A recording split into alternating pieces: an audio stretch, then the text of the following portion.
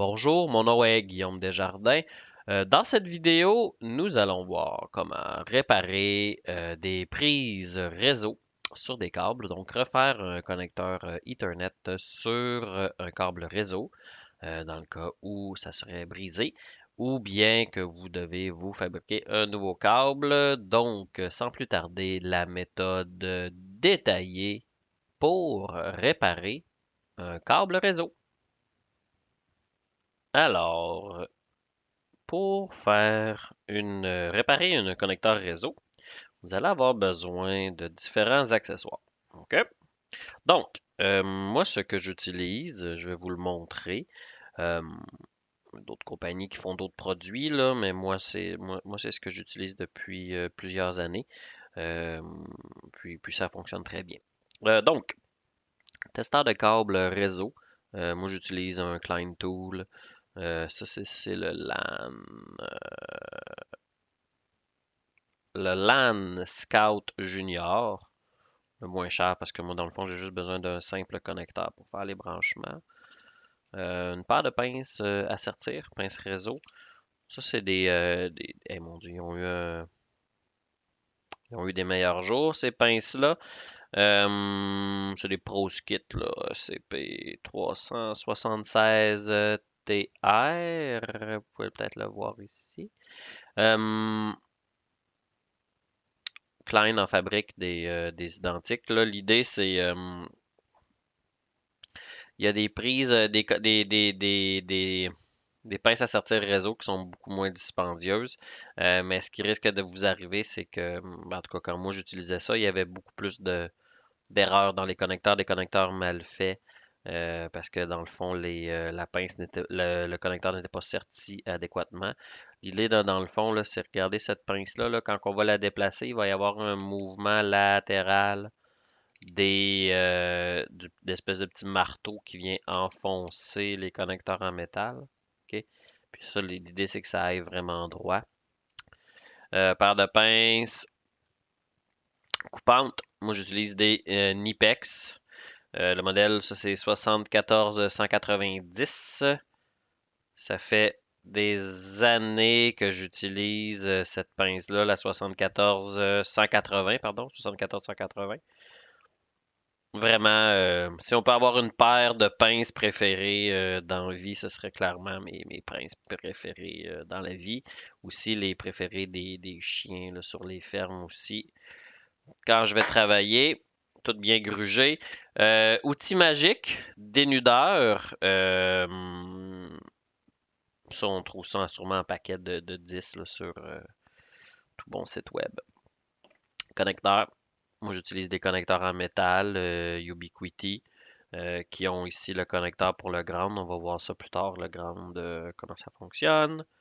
Puis des bottines de différentes couleurs. L'idée de ça, c'est que ça permet au fil de ne pas casser le connecteur là, quand il y a de la tension ou du stress. Puis aussi, ben, avoir un code de couleur, ça permet d'identifier les câbles, à quel endroit ils se ramassent dans la bâtisse. Si on a du câble tout de la même couleur, ben, on a des connecteurs de différentes de couleurs dedans, donc on est capable de se retracer un petit peu plus. Puis de la graisse diélectrique pour moi, souvent je fais des installations dans des environnements agricoles. Disons, c'est plus hostile sur le matériel électronique. Donc, pour éviter qu'il y ait de la corrosion sur les connecteurs réseau, je vais utiliser généralement là, de la graisse diélectrique. Là. À la fin, je viens badigeonner mon connecteur.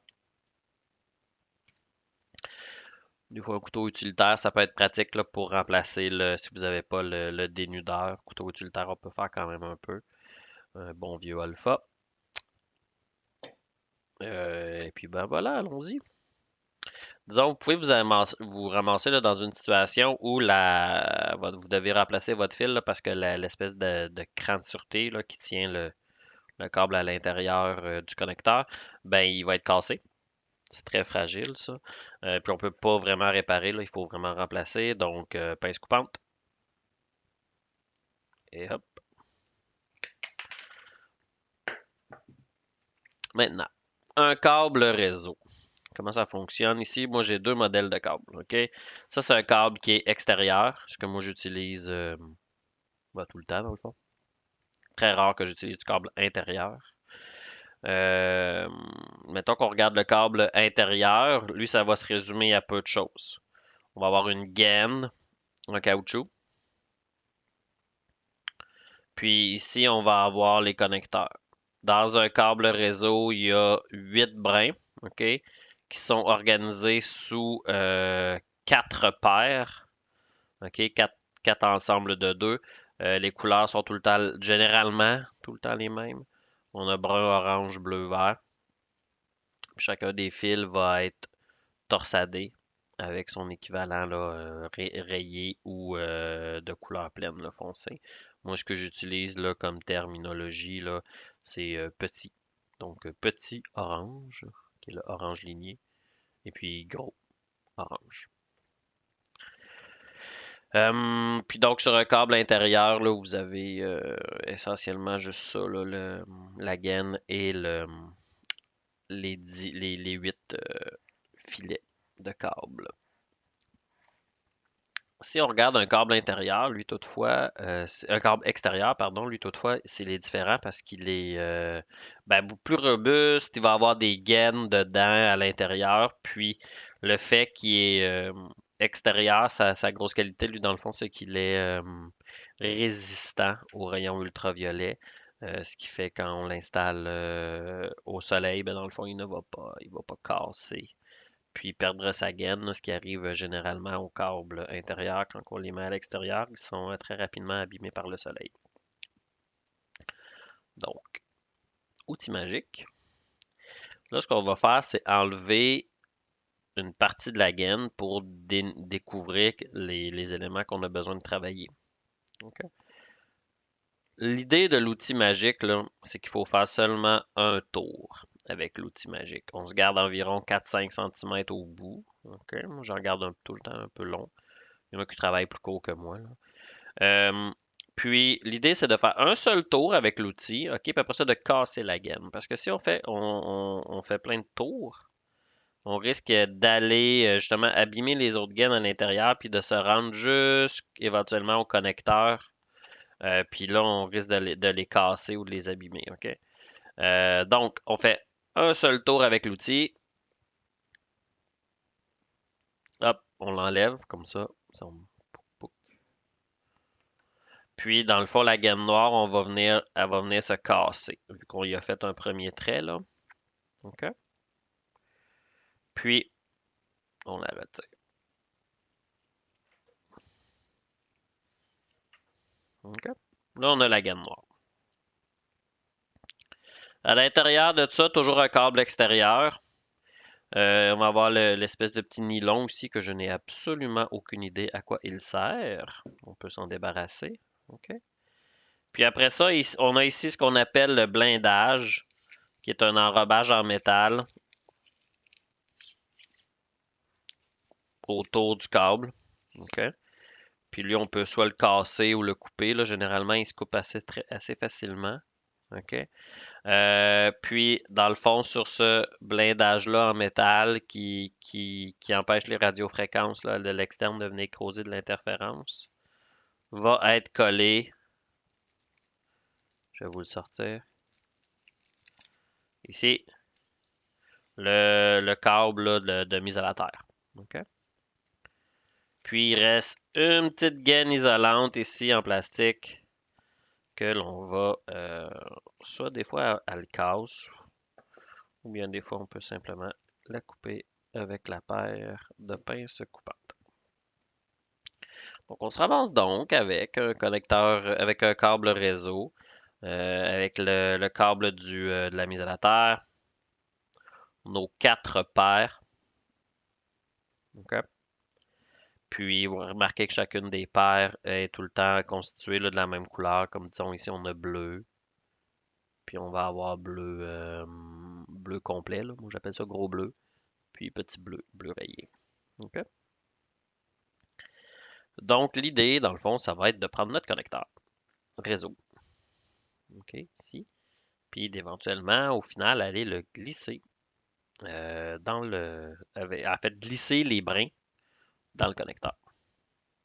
OK? Pour ce faire, la première chose à faire, c'est de défaire la paire. OK? On peut y aller soit avec les doigts, comme ça, puis le détourner. OK? Sinon, écoute, moi, je suis pas un gros fan de ce truc-là, mais il y en a qui l'utilisent quand même beaucoup. Prennent la gaine du câble là, qui viennent de dénuder, justement. Puis là, un coup, comme t'es rentré, je vais vous le montrer. Là. Un coup, t'es comme rentré ici, là. Tu peux comme défaire avec la gaine. Tu sais, comme pour détwister, là. Moi, j'ai pas trouvé que ça faisait des gros gains en temps, là. Probablement que si je m'y mettais, puis je développais l'agilité nécessaire là, pour le faire, ça semble avoir le goût d'être quand même un peu plus rapide, là. Ben bon, pas mon, pas ma tasse de thé comme méthode. C'est quand même utilisé par beaucoup de gens, par exemple. Là. Donc, nous avons ici défait nos 8 brins de câble qui étaient en 4 paires et nous avons ici notre câble de mise à la terre. Nous ressortons notre outil magique. OK? Puis nous allons l'utiliser pour défaire la torsade qu'il y a dans le câble, les lisser si on veut. OK? Donc comme à la fois, moi j'aime ça faire ça 2 fois sur chaque câble. Ça s'assure qu'ils sont plus droits. Puis quand ils vont être plus droits, ça va être beaucoup plus facile à manipuler.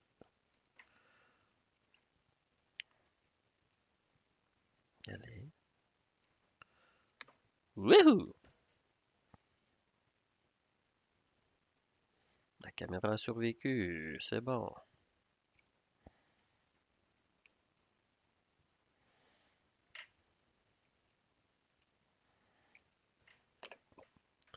Puis là, quand on arrive à ce moment-là, soit on y a pensé avant, OK? Ou bien on se rend compte juste à la dernière minute, mais mon Dieu, j'ai pas mis ma bottine. C'est à ce moment-là, en fait, quand on a coupé le câble, là, on pouvait tout simplement glisser la bottine, là, mais là, il est un peu tard, mais mieux vaut tard que jamais. On prend la bottine, on peut l'insérer. Parce qu'un coup que le connecteur est installé, ben, on peut pas mettre la bottine. OK? Puis on l'amène plus loin dans le câble pour pas qu'elle nous dérange. OK? Donc on est revenu avec nos câbles. Il y a un code de couleur à respecter là-dedans. OK? Puis il y a 2 standards, disons. Il y a le A et le B. Moi, j'utilise le B. J'ai l'impression que le connecteur type B et la disposition des câbles dans le fond type B est plus utilisée. Mais essentiellement, si tu fais du A ou du B, ben, l'idée c'est d'avoir les 2 connecteurs identiques à chaque bout, hein, les 2 séquences identiques à chaque bout. Donc allons-y. La première qu'on va faire, c'est orange. OK? Puis là, dans le fond, on peut tourner le câble pour travailler. On va partir de la droite, dans le fond. Puis on va partir de la gauche, puis on va s'en aller vers la droite. Donc, notre premier brin, OK, orange. Après ça, on prend notre deuxième brin, orange foncé ou gros orange plein. OK? Puis là, remarquez, là, je l'ai ramolli un peu en faisant ça. OK? En faisant le mouvement. Après ça, c'est là que la magie là, entre en ligne de compte. Là. Il faut connaître le code de couleur. Là. Ça aurait été bien simple de faire. Ça aurait été sûrement trop simple, en fait, de faire juste un code de couleur standard. Mais voilà. Donc, petit orange, gros orange, petit vert. Puis là, la L, cette séquence-là, elle se répète tout le temps, dans le sens que c'est tout le temps petit, gros, petit, gros, petit, gros. Donc, petit vert, après ça, gros bleu. On sait pas. Il aurait pu mettre gros vert, mais non. Non, il voulait que ce soit gros bleu. Petit bleu. Et on ramène le verre ici. Regardez, je les tiens tout le temps bien écrasés là, avec mon doigt ici. Puis je les manipule comme ça un petit peu là, pour les tenir mous.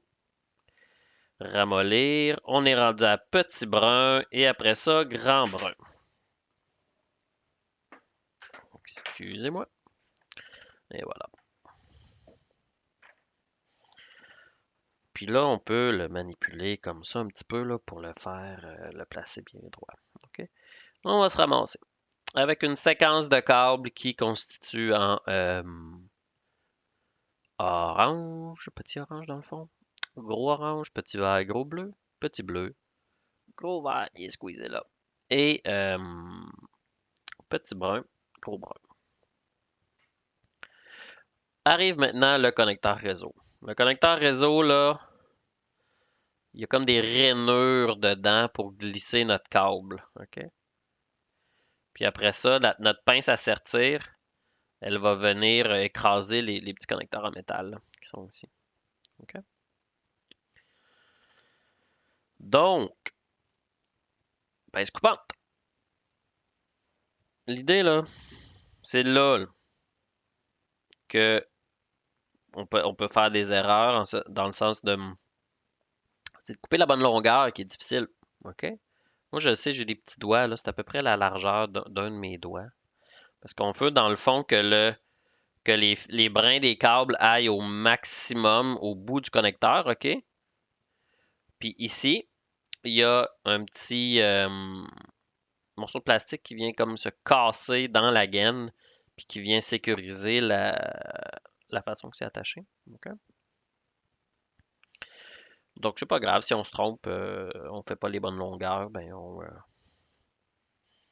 on recommence. Hein? Puis moi, j'avais tout le temps, quand j'ai commencé, là, dans le fond, je les faisais généralement trop longs. OK? Donc, puis ce que ça faisait, dans le fond, c'est. euh, ben tiens, je vais vous le montrer. Trop long, qu'est-ce que ça peut donner? Donc, je le coupe comme ça, là. Trop long. Ben, quand je vais vouloir prendre mon connecteur, OK? Puis que je vais le glisser ici, il va bien aller. OK? On va pouvoir comme le faire glisser à l'intérieur. OK?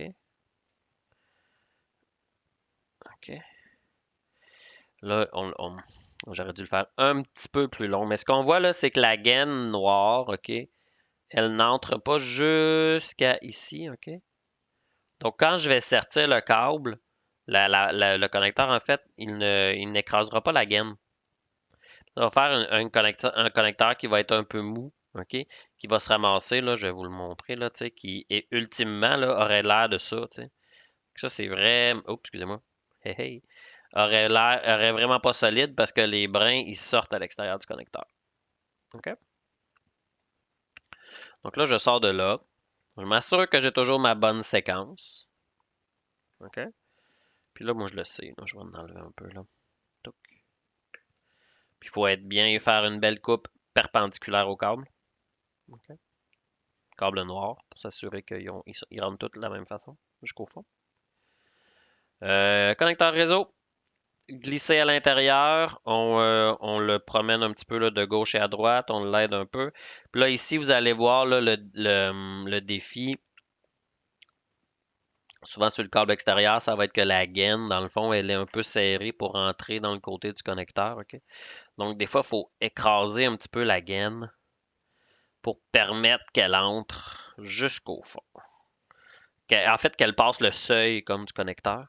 Puis là, voyez-vous, là, je casse un petit peu mon câble pour permettre de le pousser là, vraiment jusqu'au fond. OK?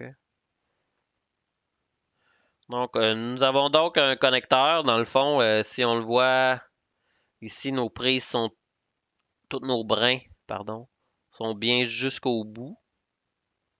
OK? Jusqu'au bout du connecteur. Ici, notre gaine noire, elle se retrouve sous l'espèce d'enclume en plastique qui va venir se serrer lorsque nous allons sortir le câble. OK? Puis là, nous sommes donc prêts à utiliser notre pince à sertir. OK. Donc, ce qu'on fait, c'est un seul autre côté où ça peut entrer, là, tout simplement. Là. Donc, on la met du bon côté. Hein. Puis là, on s'assure que, dans le fond, le connecteur, là, voyez-vous, il n'est pas comme inséré jusqu'au fond. Là. Il faut vraiment qu'il soit poussé là, jusqu'au fond. Là. OK? Puis quand je vais écraser la pince à sertir, avec mon autre main, je m'assure que le câble là, et le connecteur est bien poussé jusqu'au fond. OK? Donc, ben voilà, on sertit, on écrase jusqu'au bout, on lâche, on sort le connecteur et je le remets. Moi, je le remets, je m'assure que tout est beau et je ressertis une seconde fois pour m'assurer que le connecteur est bien enclenché jusqu'au bout. Nous avons donc un magnifique connecteur réseau. On vérifie tout le temps la séquence. D'un coup, on s'est trompé. Maintenant, nous arrivons au câble qui fait le drain. Pas le drain, pardon, la mise à mise à la terre. Et puis, on rentre ça dans l'espèce de petit tuyau. Dans l'espèce de petit tunnel, ici. Deux. Voilà. OK. Moi, généralement, je le tourne autour du câble. OK. Puis, on amène maintenant notre bottine qu'on peut glisser. Tiens, ça, on pèse ça un petit peu, qu'on peut glisser par-dessus. Voilà.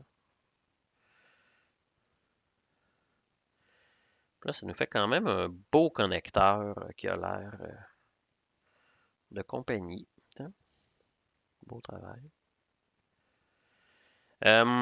Ensuite, testons le câble à l'aide de notre testeur de câble. Donc, un testeur de câble, c'est tout le temps constitué de la même façon, là, comme un récepteur puis un émetteur. OK. Dans le fond, donc, j'ai mon deuxième bout de câble. Je mets le récepteur au bout.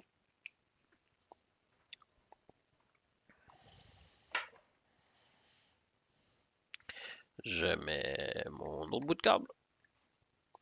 Et puis, j'appuie sur test. Donc, voyez-vous, là, on a chacun de nos brins, nos 8 brins. Ils sont tous fonctionnels. Puis, ils sont bien alignés l'un avec le 1, le 2, le 3, le 4, le 5, le 6, le 7, le 8.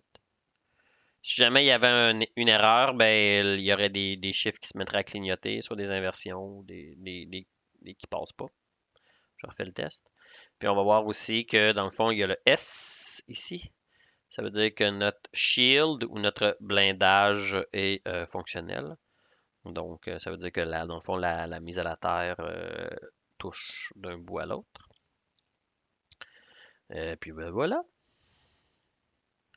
Puis après ça, un coup qu'on a terminé notre connecteur, euh, on peut mettre de la graisse diélectrique. Euh, Moi, je fais tout le temps ça, là. Tout le temps. Dès que c'est un petit peu difficile, là. J'installe pas beaucoup de bureaux. Hein. J'installe beaucoup des étables, puis des garages, puis des choses comme ça. Donc, les environnements, des fois, sont difficiles. On déchire le coin, ici, déchirer ici. On prend le connecteur. Et on badigeonne généreusement. Bon, c'est écrit ici que c'est irritant là, sur la graisse diélectrique, mais moi, j'ai jamais eu de problème là, de peau avec ça. Il n'y a pas de problème. Donc, c'était le connecteur réseau se réparer.